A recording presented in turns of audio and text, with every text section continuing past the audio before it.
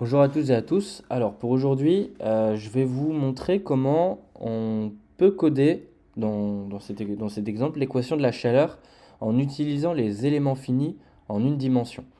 Donc je rappelle l'équation de la chaleur en 1D. Donc on a T, notre variable de température du coup. Le petit t ici c'est le temps, le d rond la dérivée partielle. On a la position x donc qui est le temps. Alpha c'est le coefficient de diffusivité. Et on a la dérivée spatiale, donc le Laplacien en indé. Donc, comme j'ai dit, alpha, c'est la diffusivité thermique, hein, qui est définie comme ceci, et T, notre champ de température. Donc, on vient définir des conditions aux limites et une condition initiale. Donc, initialement, on va supposer que la température de notre barre indé est à 20 degrés, et on va venir refroidir, cette fois-ci, à 0 degré aux extrémités. Donc on s'attend à avoir une sorte de parabole en fait, tout simplement, hein, qui décroît. Donc, juste pour rappel, voici un code en utilisant les différences finies pour résoudre cette équation. Donc, voici la syntaxe, hein, comment on pourrait résoudre cette équation de diffusion en utilisant les différences finies. Et voici le graphe. Donc, comme je vous ai dit, on a quelque chose en U et petit à petit, la courbe, elle diminue en fait. Elle perd en amplitude pour, à des temps très lents, devenir une ligne droite. Physiquement, c'est tout simplement que la température s'homogénéise à 0 degré, à un temps très très long. Donc, les éléments finis. Alors, c'est pas un cours sur les éléments finis, donc je suppose dans cette vidéo que vous avez quelques notions d'éléments finis, notamment tout ce qui est formulation variationnelle faible globale, locale, assemblage de matrices, matrice locale globale, matrice de masse, rigidité, etc., etc. Donc on va skip un petit peu tout ça. Et l'idée étant d'utiliser en fait la formulation variationnelle faible globale de cette équation. Ça veut dire quoi? Ça veut dire que je vais abaisser l'ordre de dérivée en fait. Donc c'est ça la formulation faible, c'est que je vais venir réduire le degré de ma dérivée ici en espace. Donc je vais la passer d'une dérivée seconde à une dérivée première en utilisant l'intégration par partie. Donc ce que je fais, c'est que je vais intégrer de part et d'autre, donc je vais intégrer pardon, la dérivée temporelle et la dérivée spatiale, comme ceci. Voilà ce que je fais. Donc je fais une intégration par partie, hein, tout simplement. Donc je viens faire mon IPP comme ceci. Je vais développer qu'est-ce qui se passe en L et en 0. Et là, vous voyez que je récupère une dérivée d'ordre 1 et puis d'ordre 2. Donc ce terme-là me permet d'abaisser l'ordre de ma dérivée. Et pour les plus malins d'entre vous, vous reconnaissez d'ores et déjà la matrice de rigidité. Et ici la matrice de masse. Donc du coup, je développe un peu plus et j'utilise en fait les conditions aux limites. Donc ce qui se passe en 0 et en L. Pour rappel, j'ai utilisé des conditions aux limites de type Dirichlet pour simplifier, donc des conditions limites de Dirichlet homogènes. Donc elles sont homogènes à 0. Donc du coup, ce terme-là saute et ce terme-là saute. Donc comme j'utilise des conditions limites de type Dirichlet, je ne connais pas la valeur de mon champ de température, de la dérivée du champ de température en L et en 0. Et en fait, du coup, donc rappel de cours, hein, ce que l'on fait en élément fini, c'est qu'on vient forcer, on vient ajouter en fait deux conditions aux limites, ce qu'on appelle des conditions limites essentielles. À qui? À notre fonction test qui est ici, à W, en x égale à L et en x égale à 0. Donc retenez, quand vous avez un problème d'élément fini, vous regardez, tout se passe en fait avec les conditions aux limites, uniquement, hein, pas initiales. Conditions aux limites, parce qu'on applique les éléments finis en espace, pas en temps.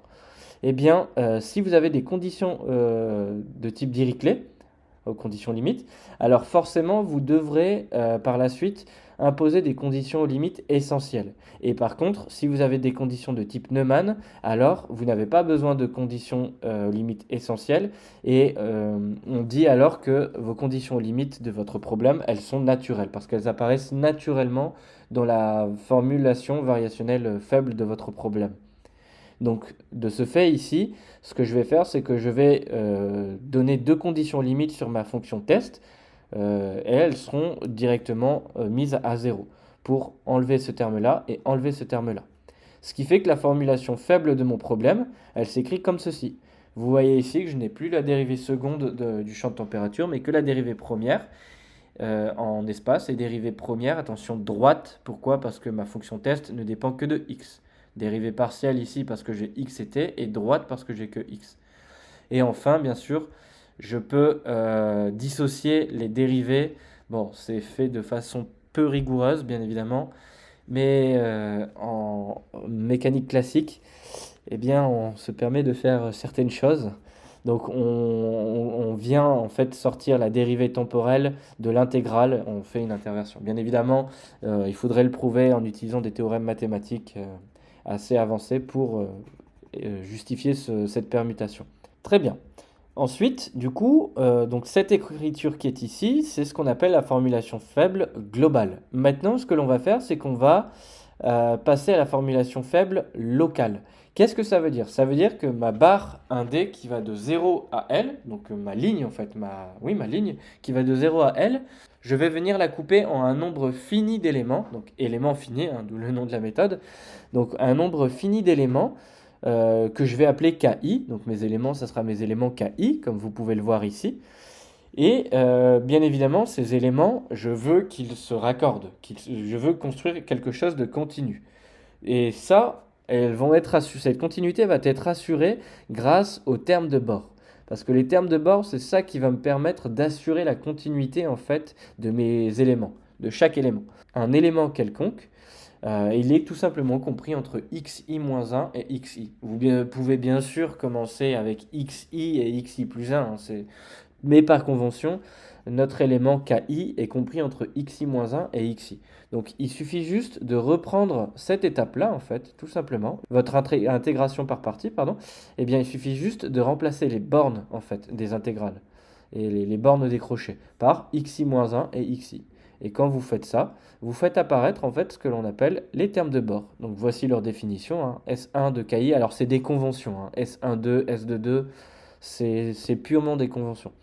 Et donc vous voyez du coup les dérivés en fait de la température en XI et XI-1. Ce qui veut dire qu'en 0, on récupère ce qui se passe en 0. En L, on récupère ce qui se passe en L. Bien évidemment, on a des conditions aux limites de type Dirichlet, pas de type Neumann. Dans un élément quelconque, qui n'est pas au bord, mais qui est au milieu de la grille, eh bien ça, on ne connaît pas leur valeur. Donc il suffit juste d'assurer en fait la continuité entre chaque élément pour construire quelque chose de continu. Ensuite, on va faire une approximation linéaire. Donc on va introduire ce qu'on appelle les fonctions de forme. Donc on en introduit deux. Donc pareil, je ne rentre pas dans le détail. Donc là, c'est qu'une résolution, donc une application d'un cours d'éléments finis, hein. Donc voici à quoi ressemblent les fonctions de forme en linéaire. Et je calcule directement leur dérivée, car je vais en avoir besoin par la suite. En fait, je vais faire une approximation linéaire de ces fonctions. Je vais venir dire que t est égal à quelque chose, w est égal à quelque chose, et ça va être tout ça, en fait, ma discrétisation par élément fini. Ici, je vais faire ce que l'on appelle une transformation affine, donc je vais passer d'un élément parent à un élément physique. D'accord? Donc je vais faire cette transformation comme vous voyez ici. Et pourquoi affine? Eh bien, on voit qu'ici, hein, j'ai f de x qui est égal à ax plus b. Donc c'est pas linéaire, c'est affine du coup. Je calcule également la dérivée en fait. Donc là, je suis typiquement en train de faire un changement de variable, hein. Je suis en train de passer d'un espace à un autre. Donc je vais passer de x en coordonnées à une coordonnée xi du coup. Et là, c'est ce que je suis en train de faire. Je suis en train de lier x à xi. Et là, ce que je suis en train de calculer, c'est la variation infinitésimale, la différentielle en fait, dx et dxi. Et le lien, c'est tout simplement le pas en fait. C'est hki divisé par 2. Donc il suffit juste tout simplement de prendre la dérivée de ça, hein, bien sûr. Et donc là, je fais en fait, j'écris l'approximation de la solution et ma fonction test, je lui fais cette approximation. Donc on va de 1 à 2, car c'est une approximation linéaire. Si je voulais une approximation quadratique, j'aurais dû rajouter un troisième point. Et donc là, qu'est-ce qu'il me reste à faire? C'est remplacer tout simplement t et w et les mettre dans cette expression qui est ici. Et c'est exactement ce que je fais ici. Donc il y a un peu de calcul, hein, bien évidemment. Mais ça reste faisable. Donc Ici, je vais reconnaître ma matrice de masse que je définis comme ceci. Ici, je vais reconnaître la matrice de rigidité et enfin, j'ai mon vecteur de terme de bord qui est ici. J'ai pas mis de second membre, donc il n'y a pas de second membre. Mais voilà. Donc je rappelle du coup, hein, matrice de masse, matrice de rigidité, et tout simplement le système que l'on doit résoudre, c'est celui-ci. Et donc là, du coup, on va commencer à coder. Donc ce que je vais faire, c'est que, bon, bien sûr, si vous êtes dans un DS, vous ne pouvez pas faire ça, mais si vous êtes dans un TP, vous pouvez faire ça. Donc le calcul en linéaire, ça va. C'est du calcul, mais ça va encore. Pour automatiser tout ça, il vous suffit juste d'implémenter en fait l'expression de ce qu'est la matrice de masse et ce qu'est la matrice de rigidité. Et en fait ici on voit une nouvelle bibliothèque qui est la bibliothèque SymPy, donc symbolique Python. Donc en fait, si vous remarquez bien, les calculs que vous faites, c'est des calculs analytiques, c'est pas des calculs numériques. Vous venez pas approximer l'intégrale par la méthode de trapèze, Romberg, etc. Vous le pourriez si ce qui était à l'intérieur était compliqué à calculer et n'était pas faisable analytiquement. Et ça existe, bien sûr. Mais on est dans un cas où ces calculs peuvent se faire analytiquement, et si elles peuvent se faire analytiquement, eh bien, il peut tout simplement se faire symboliquement en utilisant la bibliothèque SymPy dans Python. Et du coup, c'est exactement ce que je fais. Donc, je viens déclarer les variables dont j'ai besoin, donc xi, donc mon HKI, mon A qui est mon alpha. Je viens mettre mes fonctions de forme dans un tableau NP-array, comme ceci. Et j'initialise mes matrices à 0 au début pour les implémenter au fur et à mesure. Et quand je lance le truc, donc la simulation, donc voici les valeurs que j'ai. C'est des valeurs que vous devriez retrouver si vous faites le calcul à la main. Et donc je les écris ici, donc on a 2 divisé par 6, un sixième, 2 sixièmes. Je fais exactement la même chose pour la matrice de rigidité qui est ici, et on retrouve le fameux 1, moins 1, moins 1, 1. Donc ça c'est une valeur sûre. En linéaire, vous devez toujours retrouver ce corps de cette matrice. 1, moins 1, moins 1, 1. De plus, il y a un élément très important pour vérifier vos calculs si ce que vous faites c'est correct.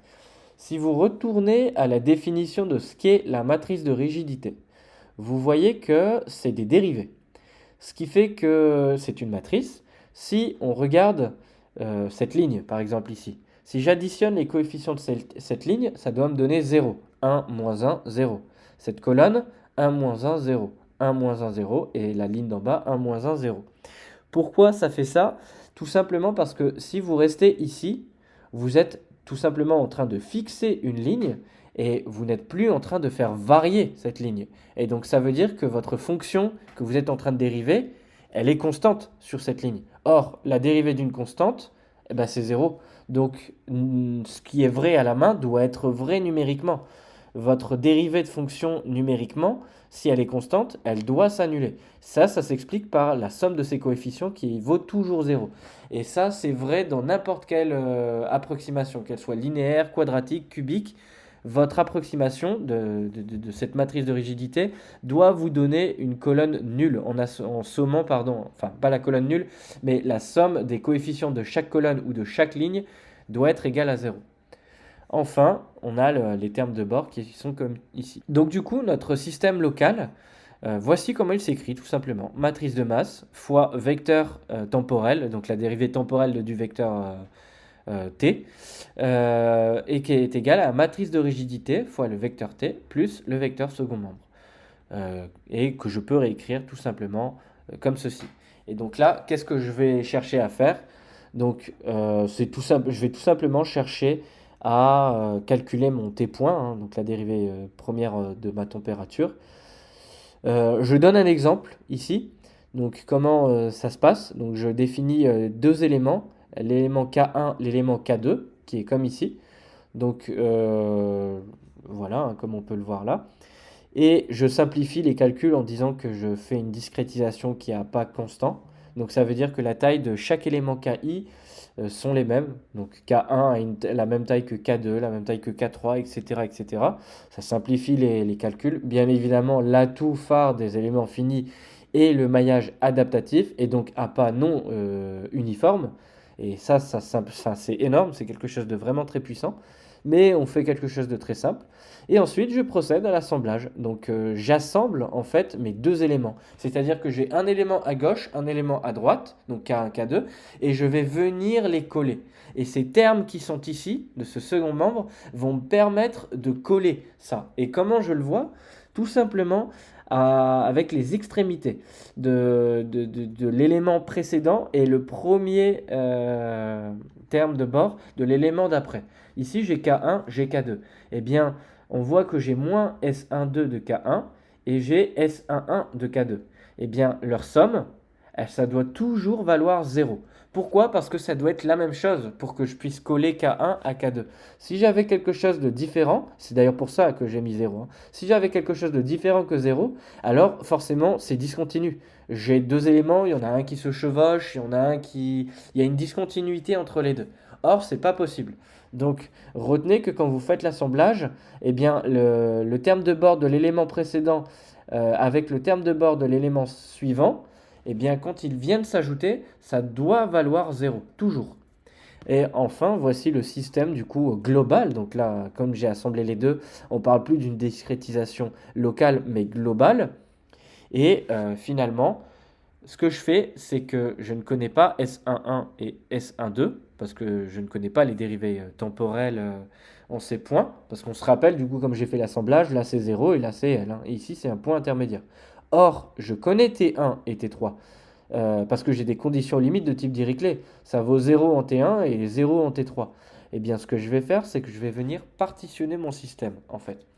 Je vais venir retirer la première ligne et la dernière ligne du vecteur de bord. Je vais retirer T1 et T3 et donc garder que T2.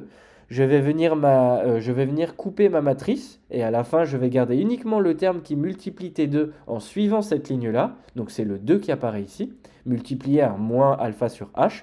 C'est ce que vous voyez là. Et je fais la même chose pour la matrice de masse. Et donc je garde uniquement T.indice 2. Et c'est ce que vous voyez ici.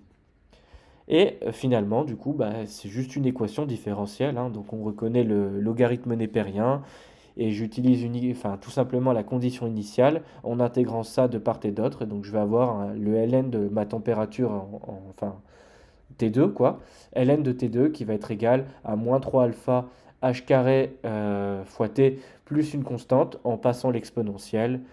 Donc voilà comment je peux avoir ma solution approchée par élément fini, donc simplement en résolvant une EDO.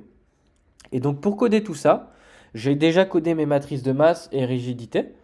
Donc il me suffit de définir mon domaine, donc ma longueur qui vaut 1 par exemple, mon temps final, mon temps de calcul, mon coefficient de diffusivité, alpha, le nombre d'éléments que je veux, donc j'en veux 128, c'est bien sûr le maillage, hein. Plus j'ai d'éléments et mieux c'est approximé. Donc c'est toujours cette histoire d'augmenter le maillage ou non. Donc du coup, je définis ma grille, hein, ma grille X, et voici mon pas HKI, l'analogue de delta X en différence finie. Je définis mon delta T, donc attention, c'est une équation de diffusion, donc j'utilise la CFL associée au schéma de l'air pour une équation de diffusion, qui est tout simplement que la CFL doit être inférieure ou égale à 1,5. Donc là, je viens forcer le fait que ce soit égal à 1,5, et donc par conséquent, ça sera toujours stable. Je définis ma grille temporelle. Enfin, je procède à la table de connectivité.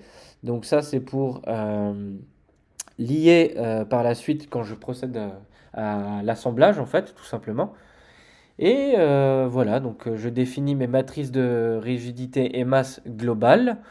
Et en même temps local, donc je rappelle le bout de code qui était ici. Bien sûr, j'aurais pu tout simplement l'utiliser, hein, comme j'utilise un Jupyter Notebook, mais bon, je rappelle le code en entier.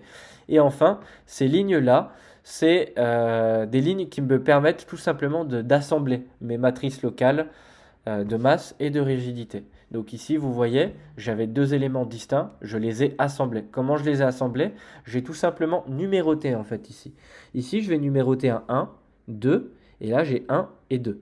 Ici j'ai quoi? J'ai 2, 3, 2 et 3. Donc vous voyez ici qu'il y a un élément commun entre les deux, c'est le numéro 2. C'est d'ailleurs encore pour ça que ça vaut 0 ici, parce que celui-là est commun à lui. Et donc si je veux une continuité, forcément ils doivent se neutraliser et ça doit valoir 0.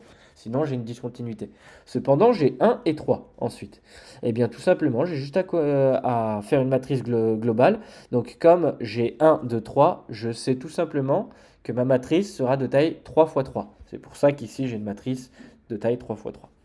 Et j'ai juste à compter 1, 2, 3, 1, 2, 3. En indice 1, 1, c'est 2. Alors c'est ce que j'ai mis. En indice 1, 2, c'est 1.